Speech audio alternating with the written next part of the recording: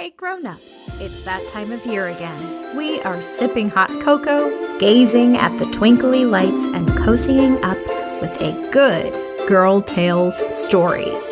This year, why not give a gift that puts the kids, our Tailblazers, at the center of that story? You can choose from our selection of personalized audio tales at the Girl Tales shop at girltalespodcast.com/shop. Your Tailblazers will lead the adventure in stories like the dinosaur fossil, where they travel back to prehistoric times, and Underworld Rescue, where they work with Greek gods and goddesses to bring stories back to the world. Plus, don't miss our wintry favorites like The Missing Mitten, A Freshwater Snow Day, and much more.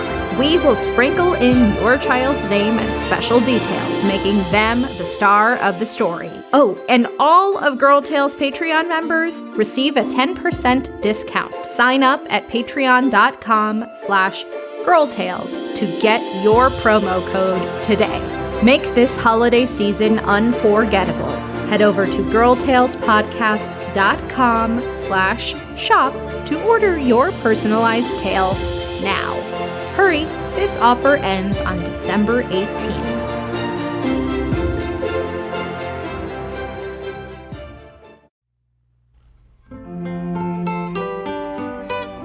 Hey Tailblazers, I'm Rebecca Cunningham, and this is Girl Tales, a kids podcast packed with girl power and stories where every child's voice matters. Before we get started, I'd like to send a very special shout out to Layla, Kahikina, and Olive, and wish a very happy belated birthday to Helena. Helena, Olive, and Layla, thank you all so much for listening to Girl Tales. It means so much to me. Girl Tales is brought to you by families like yours. If you would like to hear your child's name at the top of our next episode, or if you would like me to wish them a happy birthday, head to patreon.com/girltales and join a team today. Oh, and Grownups, it's that time of year again. We are selling our personalized stories for the holidays. Cozy up with Girl Tales this holiday season by gifting your Tailblazers a personalized audio adventure where they are the hero. Choose from exciting tales like the dinosaur fossil or Underworld Rescue, or some of our wintry favorites like A Snow Day in Freshwater or the best holiday photo ever. Visit girltalespodcast.com/shop to order your custom story by December 18th. That's girltalespodcast.com/shop. Now on to our episode.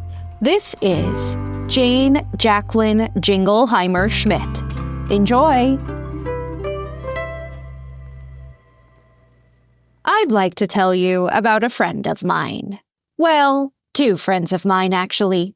No, 4 friends. Sorry, let me start at the beginning. This story begins with Mr. Cuthbert and Miss Herpel. Mr. Cuthbert owns Cuthbert & Son, the general store that sells a little bit of everything here in town. And then there is Miss Herpel's Home of Antiques, which has some very unique curiosities and antiques for sale. Both Cuthbert and Herpel have owned shops near the center of Freshwater for almost 50 years, and they have met for coffee once a week for the past 40.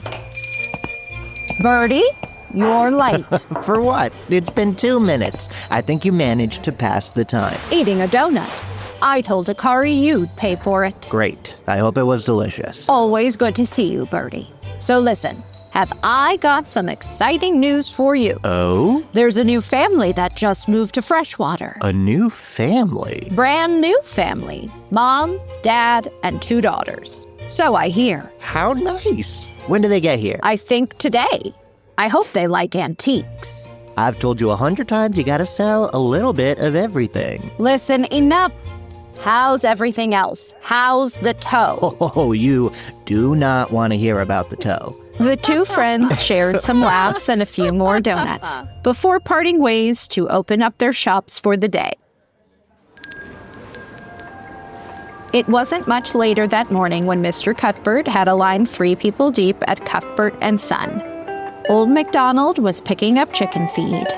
See you soon, old. Ms. Van Tassel was buying out his entire stock of hot glue sticks for the upcoming school play. Good luck. Oh, sorry. Break legs.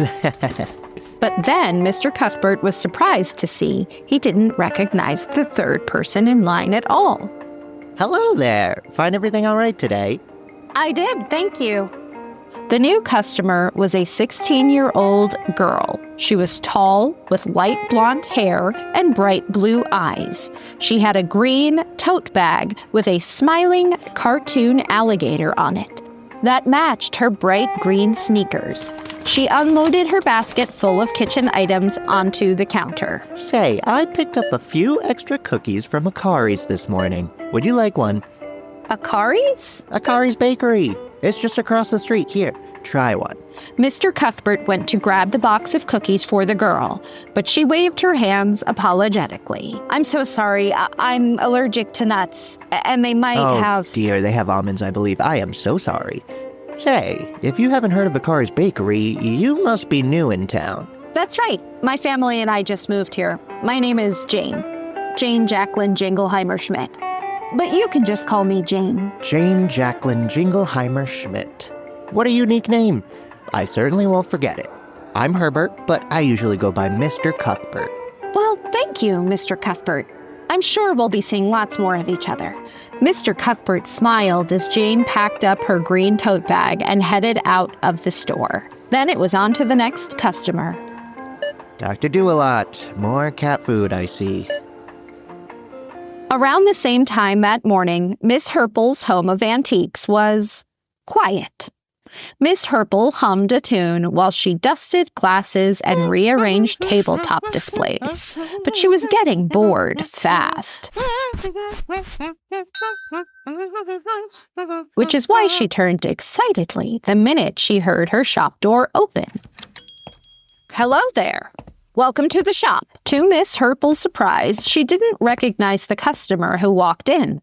She was a short girl with jet black hair who looked about 16 years old and very cool. She gave Miss Herple a smile as she took off her sunglasses, revealing her dark brown eyes. She had purple boots and a matching purple tote bag with a frowning octopus on the side. She waved hello and looked around with a smile at the carved wooden birds Miss Herple had on display. Those were carved by a local freshwater artist named Joaquin. Oh, wow. They are beautiful. My family and I just moved here to Freshwater. Well, how nice to hear. My name is Suzanne Herple.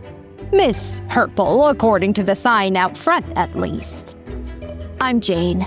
Jane Jacqueline Jingleheimer Schmidt. Jane Jacqueline Jingleheimer Schmidt.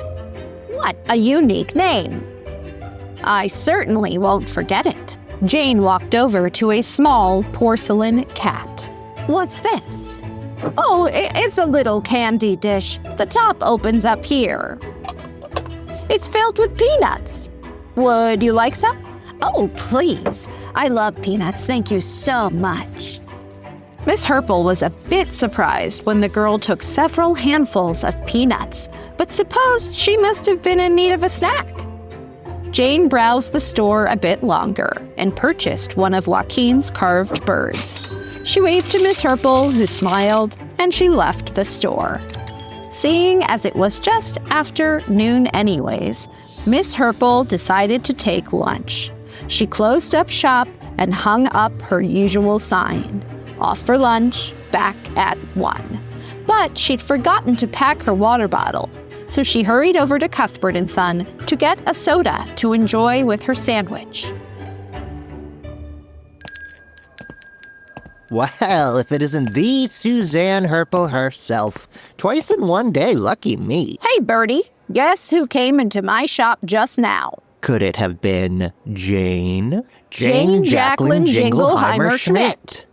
Yeah, how'd you know that? She came into my shop, too. Seems like a nice girl. Really seemed to like peanuts. Wait, she said she liked peanuts? Yeah, I offered her some and she took several handfuls, which is fine. I was just surprised. Well, there must be some mistake. I offered Jane a cookie this morning and she said she was allergic to nuts. Oh dear. But, well, I was quite clear with her that they were peanuts and she was eager to eat some right away. What a strange thing to lie about. Maybe she just didn't want a cookie. Yes, well, not a big deal, I suppose. Truly. I loved her tote bag. Yes, green with the smiling alligator. Very cute. Wait, green? A smiling alligator? No, it was purple with a frowning octopus. Frowning octopus? Huh.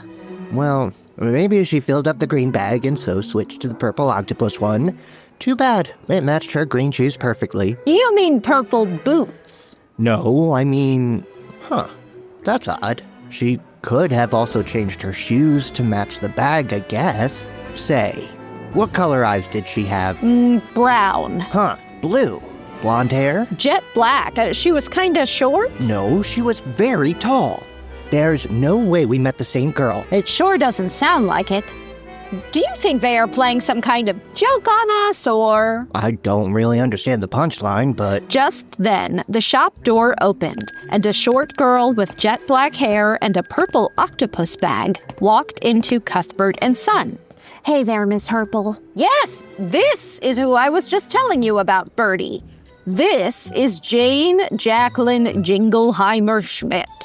Hi there. I'm Jane. It's nice to meet you. We've already met, except you were tall and... As if on cue, in walked a tall girl with blonde hair and a green alligator bag. That is Jane. Hi, Mr. Cuthbert. Hello. I'm confused. Hey, we get it. Happens a lot. We're sisters.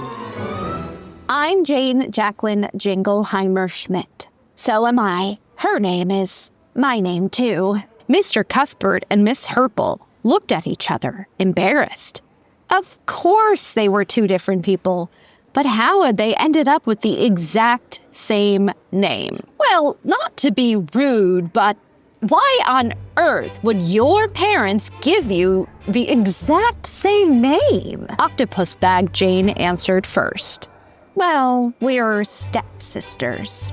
Yeah, see, my dad, John Jacob Jingleheimer, named me Jane Jacqueline Jingleheimer after himself. And my mom, Sandy Schmidt, just liked the sound of the name Jane Jacqueline Schmidt. Then they met and fell in love. It was cute. They got married, and we both became Jane Jacqueline Jingleheimer Schmidt. You don't say. We do. Sometimes things are a little tough. Like when we end up in the same class at school, or when we go bowling. But when need be, I go by Schmitty, and I'll go by Jingles. We're actually the best of friends. Well, isn't that nice? Sure lucked out. Anywho, we need some toilet paper. Aisle 3. Mr. Cuthbert chuckled and looked at Miss Herpel as both Janes ran off toward aisle 3. Of course they weren't trying to play a trick on anyone. How silly of us to even think it. And from that day forward, whenever Miss Herpel or Mr. Cuthbert saw either Jane out and about, they'd always be sure to shout, Jane Jacqueline Jingleheimer Schmidt. Her name is my name too. Whenever they go out, Miss Herpel always shouts, Jane Jacqueline Jingleheimer Schmidt. Oh, Miss Herpel.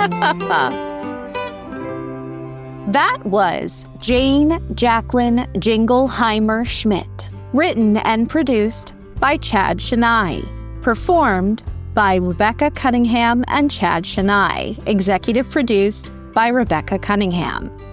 Grownups, thanks for listening to Girl Tales with your Tailblazers. Before you go, here are some questions to help keep the conversation going with your child. What part of today's story did you enjoy the most, and why?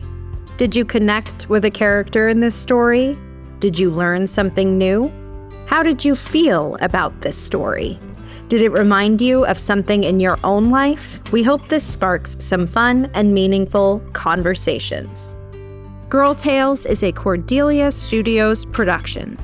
Grownups, you can get access to ad-free episodes of Girl Tales, as well as a range of other shows for the kids in your life by subscribing to Starglow Plus on Apple Podcasts.